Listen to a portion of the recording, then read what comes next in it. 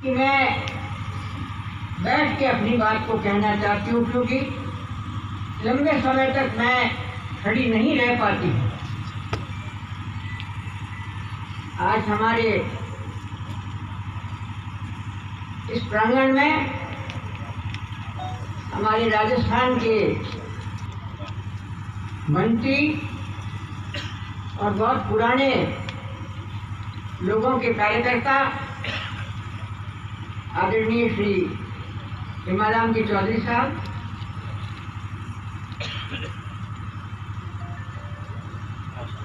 विधायक और पूर्व सांसद, पूर्व राजस्व मंत्री श्री हरी जी चौधरी साहब, हमारे इस क्षेत्र के विधायक श्री बदन जी प्रजापति जी, और मंच पर आसीन हमारे समस्त आदरणीय सम्माननीय महानुभावों और बहनों, मुझे बहुत खुशी होती है कि जब किसी सामाजिक काम में जाने की अवसर मिलता है। राजस्थान की सरकार ने हमारे समाज को ये जमीन निःशुल्क आवंटित की, और अब हमारी ड्यूटी बनती है इस भूमि का हम सदुपयोग करें। ऐसा उपयोग करें कि यहाँ से निकलने वाले बच्चे पढ़ें लिखें, संस्कारवान बने, और पढ़ने लिखने के बाद किसी न किसी काम को करने के योग्य बने। क्योंकि आज सरकारी नौकरियों की इतनी बहुतायत नहीं है, और हमारे सामने बहुत सारे ऐसे रोजगार के साधन हैं जहां हमारे युवा उपयोग में ले सकते हैं। ताकि जैसी सिलाई का काम है, कारीगर का काम है, और आजकल तो इतनी बिजली की उपकरण हमारे सामने आए हैं, उनके देखभाल करने के लिए, उनकी रिपेयर करने के लिए, बिजली की करने के लिए बहुत सारे काम हमारे सामने हैं। अगर हमारे युवा उन कामों को सीख कर पारंगत हो जाए ना, तो कहीं हमको दूर जाने की जरूरत नहीं पड़ेगी और उनको भी रोजगार मिलेगा। आज इस कार्यक्रम के साथ हमने हमारे समाज के जो लड़के और लड़कियां ने अपना सरकारी रोजगार हासिल किया, हमने उनका स्वागत किया, सम्मान किया। बहुत खुशी की बात है, और मैं भी उनका स्वागत करती हूँ। लेकिन इनको दो बात बहुत गंभीरता से समझनी होगी। जिस पद पे आप बैठे हो, जिस पद का काम आपको सुपुर्द किया है, उस काम को गंभीरता से समझने का प्रयास करो और अच्छे से काम करो, अच्छी गुणवत्ता। और दूसरी बात, इस काम को पूरी निष्ठा से, ईमानदारी से, ये भी आपको करना। इसकी कमी रहते ही आपके ऊपर कब पहाड़ गिरेगा, कब बदनामी होगी, ये पहले पता नहीं लगता। ये बात मैं इसलिए कह रही हूँ कि ये वातावरण बहुत खराब हो चुका है आज की तारीख। इसलिए हमारे नए रोजगार प्राप्त लोगों को इसका तो विशेष ध्यान रखना है। एक बात मैं आपसे निवेदन करना चाहती हूँ, हमारे समाज सम्मानीय महानुभावों से, यार नशे की प्रवृत्ति हमारे क्षेत्र में इतनी बढ़ने लगी है। गुंजाराम जी कंवर ने भी इस बात को कहा। हमने काफी वर्षों तक नशे के लिए, नशाबंदी के लिए, नशे को हटाने के लिए बहुत संघर्ष भी किया, लेकिन तब तो काम बहुत छोटा था। तो नशे की चीज थी कि तो डोडा अमल ने कहता हूँ तीन थी। आज अनगिनत तरीके के शराब के नशे के साधन उपलब्ध हैं, अनगिनत, जिनका नाम कम से कम मैं तो नहीं जानती।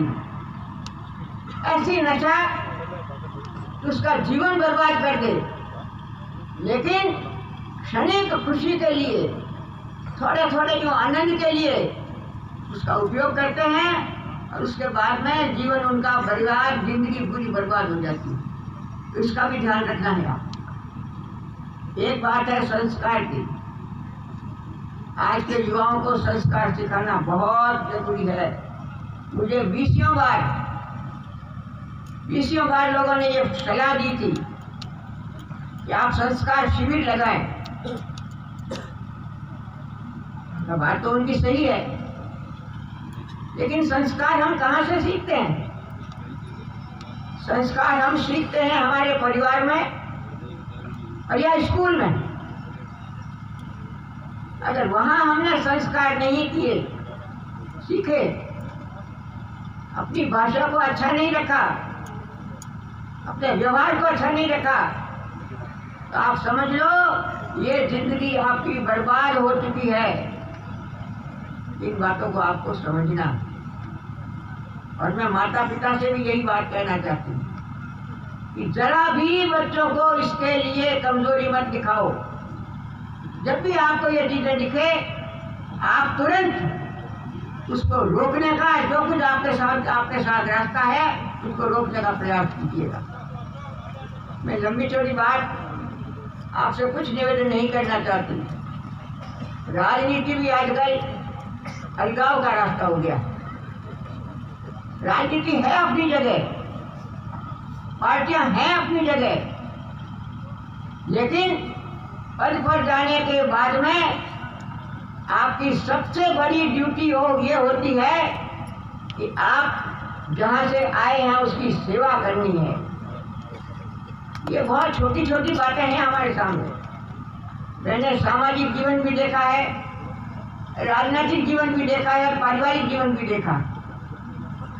तो कृपा करके जो मैंने अपने अनुभव से 4 बातें आपके सामने रखी हैं, वो हमारे समाज के महानुभाव और युवा सुनने का प्रयास करें, ध्यान देने का प्रयास करें। इससे आप न केवल अपना जीवन सुधारेंगे, आपका तो जीवन सुधरेगा ही, लेकिन आपके माता पिता को भी अच्छा जीवन जीने का अवसर मिलेगा।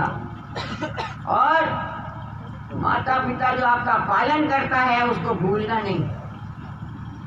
जो ही बच्चा घर से बाहर निकलता है, नौकरी में घुस जाता है, कमाई होने लगती है, वो भूल जाता है कि पीछे क्या। आज इस जगह बिठाने में हमारे माता पिता को क्या संघर्ष करना पड़ा था, क्या नहीं करना पड़ा था, उसको भूल जाते हैं और उनको एक तरफ पटक देते हैं।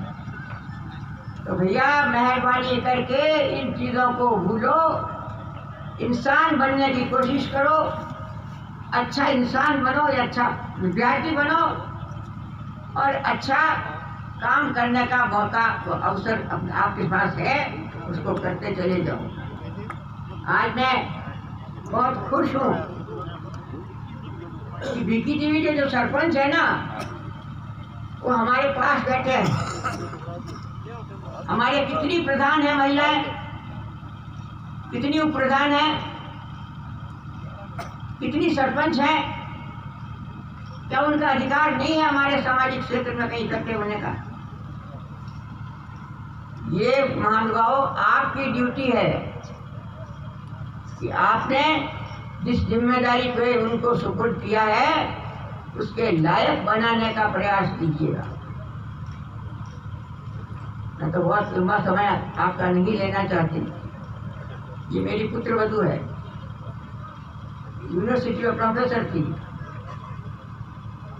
रिटायर हो गई और लगातार सामाजिक काम में रुचि लेने लगी और मेरी सेवा में भी। जहाँ कहीं मैं जाऊँ ये साथ खड़ी रहती है कि नहीं, अकेला मैं नहीं जाने दूंगी। आप धन्य है इस बात। मैं ये जिक्र इसलिए कर रही हूँ कि आज के बालक इन चीजों को भूल गए। भूलो मत भाई, इन माता पिताओं के बिना, बड़ों के बिना आपने ये जो पद हासिल किया है ना, वो नहीं मिलता। धन्यवाद कि आपने मुझे यहाँ शामिल होने का मौका दिया। वैसे तो मैं यहाँ की इसकी संस्था की मुखिया हूँ, लेकिन ये सारा आयोजन किया आपने किया, मैंने थोड़ी किया। आपने सारा आयोजन करके मुझे आपने आने का कहा, आदेश दिया एक तरह से। अब जो सरकार ने अपने को जमीन दी है, इसका सदुपयोग करके अपने को अच्छा काम करना। और हम सरकार से बहुत ज़्यादा मांगने की उम्मीद नहीं रखते, नहीं करनी चाहिए, क्योंकि हमारा काम भी है, हमारा योगदान भी है। हम समझ भी दे रहे हैं, संसाधन भी दे रहे हैं, जो कुछ हमारे पास है वो सब जब तक नहीं देंगे तो ये सामाजिक संस्थाएं लंबे समय तक बढ़िया काम नहीं कर पाएंगी। ये मैं एक तरह से चेतावनी के रूप में आपसे कह रहा हूँ। आपका बहुत बहुत धन्यवाद। आप बहुत बड़ी संख्या में यहाँ पधारे और लंबा इंतजार भी किया हमारे नेतागणों के लिए आने का, क्योंकि नेतागण में कोई फालतू तो है नहीं। इन्होंने भी वहाँ लोग कितना काम कर रहे थे और इसलिए देर लगी उनको आने में। आपका एक बार फिर बहुत बहुत धन्यवाद देती हूँ कि आप यहाँ आए और इस काम में आप लगे रहेंगे। धन्यवाद आप सभी।